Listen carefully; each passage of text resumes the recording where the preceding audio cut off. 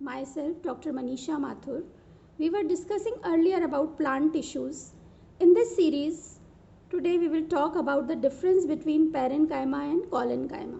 अभी तक हमने parenchyma का डिस्क्रिप्शन करा है, collenchyma का करा है. आज हम इन दोनों टाइप के टिश्यूज़ के अंदर अंतर देखेंगे. पेरेनकाइमा के जो सेल्स होते हैं ये आइसोडायमेट्रिक होते हैं और थिन वॉल्ड होते हैं. Isodiametric and thin walled. जबकि कॉलेनकाइमा के जो सेल्स होते हैं they are longer and thick walled, लंबे होते हैं और इनके ऊपर पैक्टिन और हेमी सेलुलोज की डिपोजिशन होता है, इसलिए थिक वॉल. पेरेनकाइमा के ऊपर थिकनिंग्स एब्सेंट होती हैं, किसी भी प्रकार का कोई डिपोजिशन नहीं पाया जाता है. जबकि कॉलेनकाइमा के अंदर इर्रेगुलर थिकनिंग्स पाई जाती हैं, इर्रेगुलर डिपोजिशन पाया जाता है पैक्टिन एंड हेमी सेलुलोज का. थर्ड पॉइंट है जनरली इंटरसेल्युलर स्पेसेस, जो अंतर कोशिक स्थल होते हैं कोशिकाओं के बीच में, पेरेनकाइमा के अंदर पाए जाते हैं. They are present, but in collenchyma intercellular spaces are absent in between these cells. क्योंकि जो भी इंटरसेल्युलर स्पेसेस पाए जाते हैं उनके अंदर उनके बीच में ये थिकनिंग्स पाई जाती हैं. फोर्थ पॉइंट है कि शेप ऑफ द सेल्स में भी ओवल. पेरेनकाइमा के जो सेल्स होते हैं उनका शेप ओवल हो सकता है, स्फेरिकल हो सकता है, पॉलीगोनल हो सकता है. जबकि कॉलेनकाइमा के जो सेल्स होते हैं दे आर जनरली स्फेरिकल और पॉलीगोनल, या तो गोल होते हैं या पॉलीगोनल शेप होता है. फिफ्थ पॉइंट है दे हेल्प इन फूड सिंथेसिस. हमने पहले भी कहा था कि पेरेनकाइमा के जो सेल्स होते हैं वो लीफ की मीजोफिल में पाए जाते हैं, और लीफ के मीजोफिल में जब पाए जाते हैं तो उनके अंदर बहुत ज़्यादा मात्रा में क्लोरोप्लास्ट पाया जाता है. तो जब क्लोरोप्लास्ट पाया जाता है that means they help in photosynthesis, प्रकाश संश्लेषण में मदद करते हैं, फूड सिंथेसिस में मदद करते हैं, स्टोरेज ऑफ फूड, पानी खाद्य पदार्थ का संचय करते हैं, and in respiration sometimes meristematic. Respiration में तब करते हैं जब हमने पहले डिस्कस करा था एरेनकाइमा, जब पेरेनकाइमा के सेल्स के बीच में बड़ी बड़ी एयर कैविटीज़ होती हैं तो उनमें गैसियस एक्सचेंज होता है, गैसीय आदान प्रदान होता है, और तब वो रेस्पिरेशन में मदद करते हैं.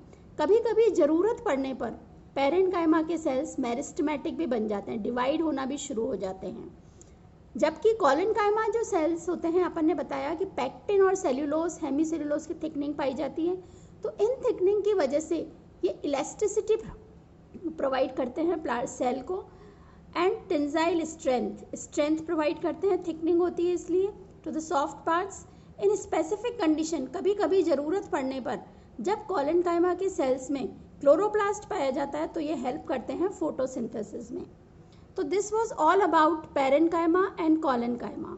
अब तीसरे प्रकार का जो परमानेंट टिश्यू है वो है स्क्लेरेनकाइमा. स्क्लेरेनकाइमा तीसरे प्रकार का परमानेंट टिश्यू है. इसका शाब्दिक अर्थ है, ग्रीक वर्ड स्क्लेरेनकाइमा जो है ये ग्रीक वर्ड स्क्लेरोस से बना है, जिसका अर्थ होता है स्ट्रॉन्ग या हार्ड. सेल वॉल जो होती है इनकी हार्ड होती है, थिक होती है और स्ट्रॉन्ग होती है. इनकी सेल वॉल हार्ड होती है due to deposition of lignin. इनके अंदर लिग्निन का डिपोजिशन होता है. पेरेनकाइमा में किसी भी प्रकार का डिपोजिशन नहीं होता है. कॉलेनकाइमा में पैक्टिन, सेल्यूलोज और हेमी सेल्यूलोज का डिपोजिशन होता है, जबकि स्क्लेरेनकाइमा में लिग्निन का डिपोजिशन. तो लिग्निन के डिपोजिशन होने से बार डिपोजिशन होता रहता है, तो उससे सेल का जो ल्यूमन होता है वो नैरो होता जाता है और अल्टीमेटली इतना ज़्यादा डिपोजिशन हो जाता है कि सेल डेड हो जाता है. अब इसे कैरेक्टर्स हैं सेल के. Cell are generally long, narrow and pointed at ends. Cells जो होते हैं लंबे होते हैं, नैरो होते हैं एंड पॉइंटेड, दोनों सिरों से नुकीले होते हैं. सेकेंड कैरेक्टर है सेल वॉल जो होती है स्क्लेरेनकाइमा के सेल्स की, ये मोटी होती है, थिक होती है and lignified, and on maturation they become dead. Cell wall thick होती है, मोटी होती है, लिग्निफाइड होती है और मैचुरेशन पे सेल्स डेड हो जाते हैं.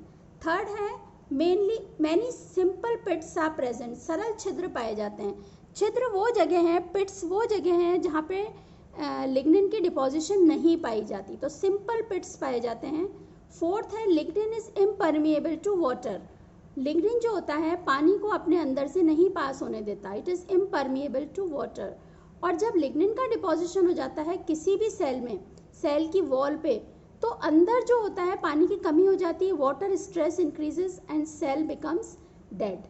फोर्थ है स्क्लेरेनकाइमा सेल्स जो होते हैं, अभी हमने इनकी स्टडी करी, देखा हमने, जो कुछ पॉइंट्स देखे उससे हमको ये जानकारी मिली कि स्क्लेरेनकाइमा के जो सेल्स होते हैं डेड होते हैं एंड मेच्योरिटी पे नॉन लिविंग होते हैं। अब स्क्लेरेनकाइमा सेल्स जो होते हैं, दो टाइप्स के सेल पाए जाते हैं स्क्लेरेनकाइमा में, एक तो फाइबर्स और एक स्क्लेरिड्स। तो जब स्क्लेरेनकाइमा के सेल्स लंबे होते हैं तो वो कहलाते हैं fibres, long cells are known as fibres, और गोल सेल्स जो होते हैं या छोटे सेल्स होते हैं वो कहलाते हैं sclereids, round cells. First of all we will discuss about fibres. Fibres जो होते हैं long, narrow, thick and lignified cells होते हैं जिसके दोनों सिरे पॉइंटेड होते हैं, पॉइंटेड या ब्लंट एंड्स होते हैं, ये कहलाते हैं फाइबर्स। फाइबर्स जो होते हैं मेनली वेस्कुलर टिश्यू में प्रेजेंट होते हैं। हमने अभी पढ़ा था कि दो टाइप के टिश्यूज पाए जाते हैं, simple tissue and complex tissue. Complex tissue में जाइलम और फ्लोएम आते हैं। जाइलम और फ्लोएम मेन वेस्कुलर टिश्यूज हैं प्लांट के, जो कि फूड और वाटर को का आदान प्रदान उसको फ्लो करते हैं। तो वेस्कुलर टिश्यू जो होते हैं जाइलम और फ्लोएम, इसके अंदर जो स्क्लेरेनकाइमा सेल्स पाए जाते हैं वो फाइबर्स टाइप के होते हैं। तो फाइबर्स अधिकतर वेस्कुलर टिश्यूज में पाए जाते हैं और ग्राउंड टिश्यू में भी थोड़े थोड़े मिलते हैं। ग्राउंड टिश्यू मतलब कॉर्टेक्स, पिथ, ये ग्राउंड टिश्यू कहलाते हैं। अब फाइबर्स जो होते हैं वैसे generally cortex, pericycle, xylem and phloem में पाए जाते हैं। अपन कह सकते हैं कि fibres are found in cortex, pericycle, xylem and phloem. अब मोनोकॉट जो प्लांट्स होते हैं, एक बीज पत्रीय जो पौधे होते हैं, इनके अंदर फाइबर्स जो होते हैं वेस्कुलर बंडल के चारों तरफ पाए जाते हैं। जाइलम, फ्लोएम का जो वेस्कुलर बंडल होता है उनके चारों तरफ फाइबर्स पाए जाते हैं। ट्रांसफर सेक्शन काटने पर, जब हम ट्रांसफर सेक्शन काटते हैं किसी भी स्टेम का तो या रूट का, तो हम देखते हैं कि जो फाइबर्स होते हैं राउंड अपीयरेंस देते हैं या polygonal in outline with well defined lumen. Lumen भी पाया जाता है। कई बार ल्यूमन बहुत छोटा होता है, जब थिकनिंग हो जाती है तो बहुत ज़्यादा थिकनिंग होने लग जाती है तो जो ल्यूमन होता है वो बहुत कम हो जाता है या ख़त्म हो जाता है, एब्सेंट हो जाता है। Pits present with very small और rounded apertures.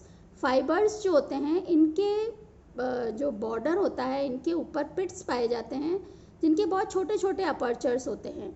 Fibres are dead cells. हमने ये कहा कि फाइबर्स डेड सेल्स होते हैं with no living contents at maturity. Maturity पे डेड होते हैं। जब यंग होते हैं fibres then they are living cells, और ऑन मेच्योरिटी पे इन पे डिपोजिशन होता जाता है किसी ना किसी चीज़ का, और तब after deposition they become dead. इसलिए हम स्क्लेरेनकाइमा को डेड सेल्स बोलते हैं। Sclerenchyma are known as dead cells.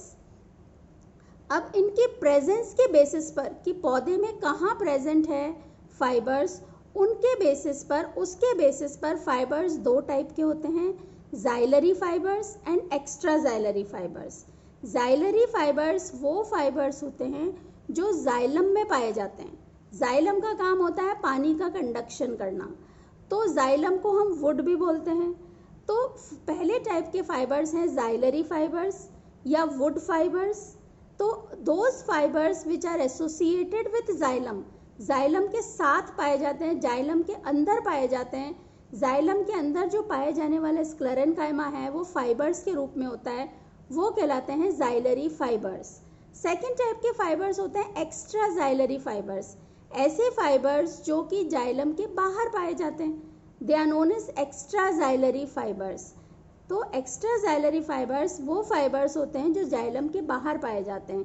अब जाइलम के बाहर पाने में कहीं पे भी पाए जा सकते हैं, वो कॉर्टेक्स में भी मिल सकते हैं, पेरिसाइकिल में भी मिल सकते हैं, पिथ में भी मिल सकते हैं, फ्लोएम में भी मिल सकते हैं। तो ऐसे फाइबर्स जो कि जाइलम के बाहर पाए जाते हैं they are known as extra xylary fibres. In the next lecture we will discuss about xylary fibers and extraxylary fibers.